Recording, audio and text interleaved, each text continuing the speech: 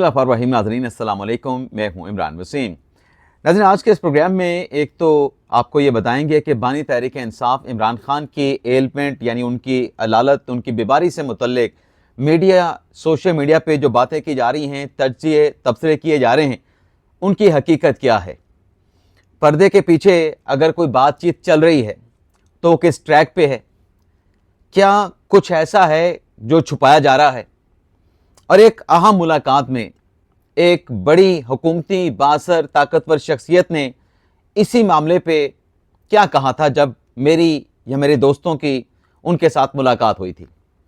एक तो ये डिटेल इस खबर की आपकी खिदमत में पेश करेंगे, लेकिन प्रोग्राम का आगाज़ हम करेंगे जो बांग्लादेश के इंतखाबात हुए हैं और अब तक के जो नताइज सामने आए हैं, जिसमें बांग्लादेश नेशनलिस्ट जो पार्टी है यानी बेगम खालदा जिया की जो पार्टी है जिसने बड़ी कामयाबी हासिल की है, उसके मुकाबले में जमाते इस्लामी क्यों हार गई। इस खबर से अपने व्लॉग का आगाज़ करेंगे। तो प्रोग्राम का आगाज़ करने से पहले आपसे दरख्वास्त के चैनल को सब्सक्राइब कर लें, बेल आइकॉन का बटन प्रेस करें, वीडियो पसंद आए तो इसे लाइक और शेयर ज़रूर कीजिएगा। तो बात करते हैं बांग्लादेश के इंतखाबात की। गुज़िश्ता रोज़ 12 फरवरी को जो आम इंतखाबात हुए 300 नशिस्तों के लिए, ये सिर्फ बांग्लादेश की 13वीं असम्बली के इंतखाबात नहीं थे। इस वोटिंग के प्रोसेस में जो वोटर्स थे, जिनकी तादाद 12 करोड़ 70 लाख थी, उन्हें एक रेफरेंडम के लिए बैलेट पेपर भी दिया गया और जो बैलेट पेपर का चार्टर था उसे जुलाई चार्टर करार दिया गया। अब उसमें रिफॉर्म्स हैं कि मुल्की निज़ाम सियासत, अख्तियारात, उनमें क्या क्या रिफॉर्म्स लाई जा सकती हैं। तमाम स्टेक होल्डर्स को टेबल पे बिठा के उस पर बातचीत की गई, उस पर मुज़ाकरात किए गए, निगोसिएशन की गई, तो फिर रेफरेंडम करवाने का फैसला किया गया। लेकिन कल की पोलिंग के आगाज़ से पहले हम यहाँ 10 फरवरी को पहुँचे, बांग्लादेश में रात हो चुकी थी। 11 फरवरी को हमारे यहाँ पर जो शहरियों के साथ मुलाकात हुई, हम जिस होटल में ठहरे हैं वहाँ पर जो बांग्लादेशी एम्प्लॉयर हैं, उनके साथ बात हुई। मार्केट में लोगों के साथ जो इंटरेक्टिव हुए, जो मुलाकातें उनके साथ गपशप हुई, तो ये पहले से ही जो अवाम थे वो ये बता रहे थे कि बांग्लादेश नेशनलिस्ट पार्टी जो है वो बड़ी आसानी के साथ कामयाबी हासिल कर जाएगी। और जमाते इस्लामी से मुतल्लिक जो रिजल्ट आए हैं, जिसमें बताया जा रहा है कि बीएनपी ने 210 नशिस्तें हासिल कर ली हैं। वज़ीर आज़म शहबाज शरीफ ने उनको मुबारकबाद भी पेश कर दी है, डॉक्टर तारिक को, जो कि बेगम खालदा जिया के बेटे हैं। जमाते इस्लामी के बारे में जो लोग बांग्लादेश के खुद बता रहे थे कि 50 से 60 सीटें वो हासिल करने में कामयाब होंगे। आज सुबह के वक्त जब हम अपने होटल में नाश्ता कर रहे थे तो एक शख्सियत ने आके पहली बात जो मुझसे की, मेरे दोस्तों से की, कि देखा जो मैंने दावा किया था वो सच साबित हुआ। अब उसका दावा क्या था 11 फरवरी का? वो यही था कि 200 से ज़्यादा नशिस्तें बलूचिस्तान अपने बांग्लादेश नेशनलिस्ट पार्टी हासिल करेगी और जो जमात इस्लामी है वो 65 के करीब नशिस्तें हासिल करेगी। तो आज वो कह रहे थे कि जैसे मैंने कहा था वही नताइज सामने आए हैं। इसकी वजह क्या है? इसकी वजह ये बताई गई कि जो रूट्स हैं बांग्लादेश में सियासी जमातों के, उनमें 2 बड़ी सियासी जमातों के रूट्स हैं, जिसमें बांग्लादेश नेशनलिस्ट पार्टी है और अवामी लीग है। अवामी लीग को तो इस इलेक्शन में हिस्सा ही नहीं लेने दिया गया, उन पर पाबंदी थी, पाबंदी लगा दी गई जो रेवोल्यूशन हुआ उसके बाद। और जहाँ पे, बल्कि एक और चीज़ भी आपको बता दूँ, शेख हसीना वाजिद की जहाँ पे रिहाइशगाह थी, जहाँ पर मुजाहिरीन स्टूडेंट अंदर गए और जाके तोड़फोड़ की, और उनके अंदर जाने से पहले ही शेख हसीना वाजिद जो है अपने हेलीकॉप्टर पे बैठ के यहाँ से रवाना हो गई थी, एयरपोर्ट पे चली गई थी। वो रिहाइशगाह भी हमने विज़िट की है। उस पर बड़ा ज़बरदस्त किस्म का, जहाँ पे इनोवेशन के साथ, क्रिएटिविटी के साथ रेवोल्यूशनरी जो मॉन्यूमेंट है वो बना दिया गया है, जो कि पब्लिक के लिए अभी नहीं खोला गया, लेकिन हमने वहाँ का विज़िट किया, देखा। तो ये नताइज पहले से एक्सपेक्टेड यही थे। अब ज़ाहिर सी बात है कि जब इलेक्शन होता है पाकिस्तान में, जैसे इलेक्शन के बाद धांधली के इल्ज़ामात लगते हैं कुछ थोड़े बहुते या ज़्यादा जिस हद तक, तो वही कल्चर यहाँ बांग्लादेश में भी है।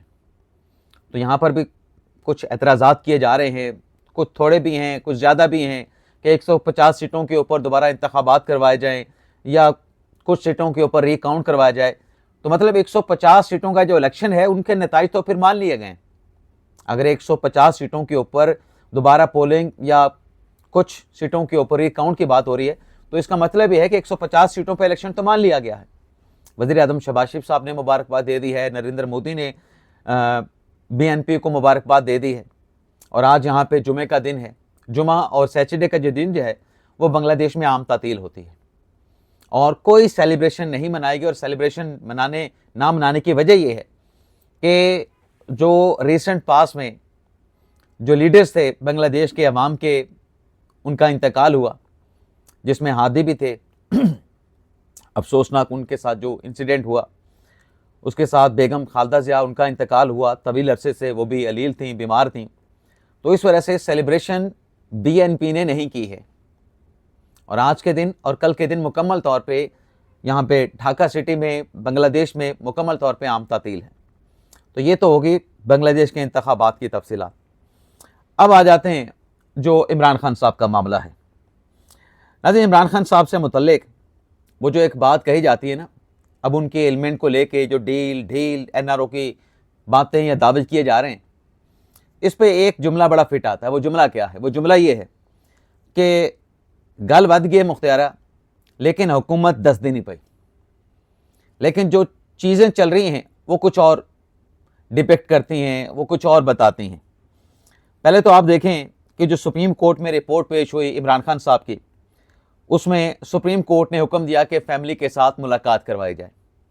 अब रूल्स में फैमिली की मुलाकात की प्रोविजन मौजूद है, तो सुप्रीम कोर्ट का कोई डायरेक्टर कानून या रूल्स के बरखिलाफ जाके नहीं है, अनटिल अनलेस वो जो मुलाकात होती है उसको एक्सप्लॉइट ना किया जाए किसी और पर्पज़ के लिए।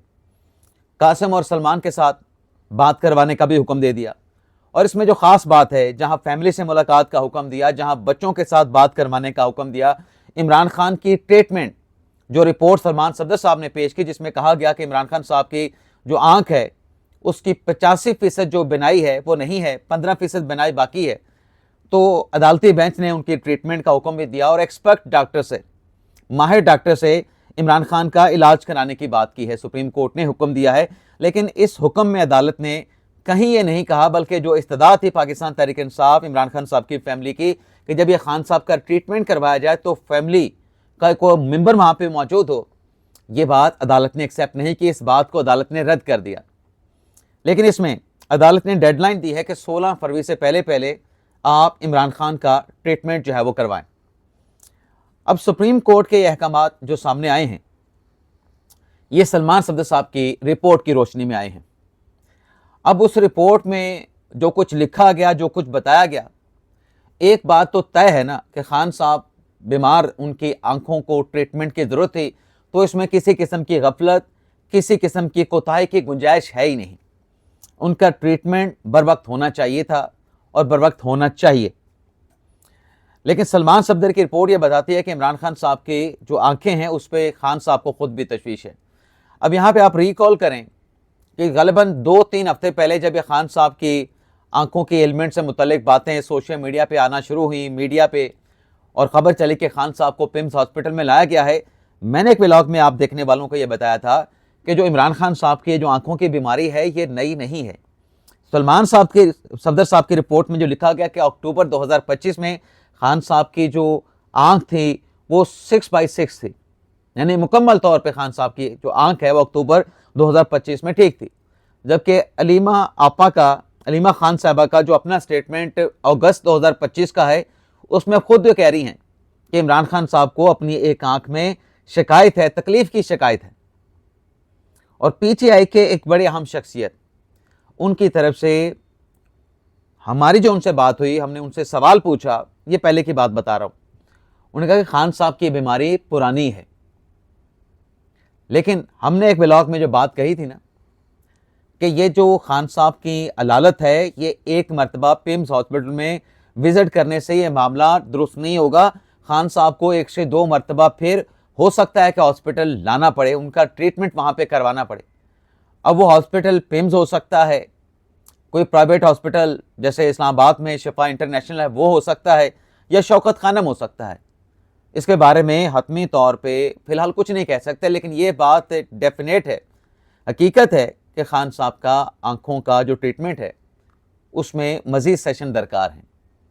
और हम नवाज शरीफ की बारी पे भी बात करते थे, इमरान खान साहब की अदालत पे भी बात करेंगे कि बीमारी के ऊपर मजाक नहीं होना चाहिए, बीमारी के ऊपर प्रोपेगेंडा नहीं होना चाहिए। लेकिन प्रोपेगेंडा क्या होता रहा इमरान खान साहब के सेल को लेके कि 6/4 के सेल में इमरान खान साहब को रखा गया है, इमरान खान साहब को कैद तन्हाई में रखा गया है। अब ये जो सलमान सफदर साहब की रिपोर्ट है उसमें क्या बताया गया कि इमरान खान साहब को अडयाला जेल में तमाम सहूलियात मैसर हैं। मैं ये नहीं कह रहा कि खान साहब का ट्रीटमेंट करवाया गया बर वक्त, दुरुस्त हुआ, गलत हुआ, वो मैंने पहले बात कर दी है कि इलाज के ऊपर किसी किस्म का कंप्रोमाइज़ नहीं, लेकिन बात सहूलियात की होती थी, बात इमरान खान साहब के सेल के साइज़ की होती थी, बात इमरान खान साहब को कैद तन्हाई में रखने का प्रोपेगेंडा होता था। कल की रिपोर्ट क्या बताती है कि खान साहब को हर किस्म की सहूलियात मैसर हैं, खान साहब के सेल में सहूलियात मैसर हैं। इमरान खान साहब ने किताबें मांगी हैं, रेफ्रिजरेटर मांगा है। खान साहब अपना हफ्ते का मेन्यू खाने में क्या वो पसंद करेंगे, नाश्ते में, लंच में, डिनर में, खान साहब अपना मेन्यू खुद तैयार करते हैं। कहा गया कि खान साहब को गंदा पानी दिया जाता है। बताया गया है रिपोर्ट में कि नेस्ले का वाटर इमरान खान साहब को मुहैया किया जाता है। तो यहाँ पर जो प्रोपेगेंडा हो रहा था उसकी जो हकीकत है, इस रिपोर्ट ने, जो इमरान खान साहब के अपने वकील हैं जो कि फ्रंट ऑफ कोर्ट के तौर पे, अदालती कमीशन के तौर पे अडयाला जेल में गए, 3 घंटे तक अंदर रहे। खान साहब ने जो सिक्योरिटी कैमरे लगे हैं उन पर भी इत्मीनान का इजहार किया कि मेरी सिक्योरिटी के लिए हैं। तो ये जब सब कुछ प्रोपेगेंडा जो चल रहा था कैद तन्हाई का, 6/4 के सेल का, बल्कि मेरे साथ एक दोस्त मौजूद थे, मुझे बार बार बांग्लादेश में वो छेड़ते थे। हम जब वो मोनूमेंट विजिट करने के लिए गए, मेरे सामने बैठे मुस्कुरा भी रहे, तो वहाँ पे जो मिसिंग पर्सन शेख हसीना वाजद के दौर में जिनको रखा गया, उसका भी एक वहाँ पे लोकेशन बनाई गई है, क्रिएट की गई है, एक्चुअल नहीं है, क्रिएट की गई है। और उसके अंदर जो सेल हैं उनका साइज़ कोई 2.5x5 का है कि लापता अफराद को इस जगह पे रखा जाता था। मुल्क भर में ऐसे सेल बने हुए थे जहाँ गैर कानूनी इनलीगल कन्फाइनमेंट में लोग रखते थे, उनको तशद्दुद करते थे, टॉर्चर करते थे। तो मैंने अपने दोस्त को कहा कि ये देखें, ये होता है 6/4 का कमरा तो वो भी मुस्कुरा दे कि इमरान तुम ये यहाँ पर भी ये बात कर रहे हो।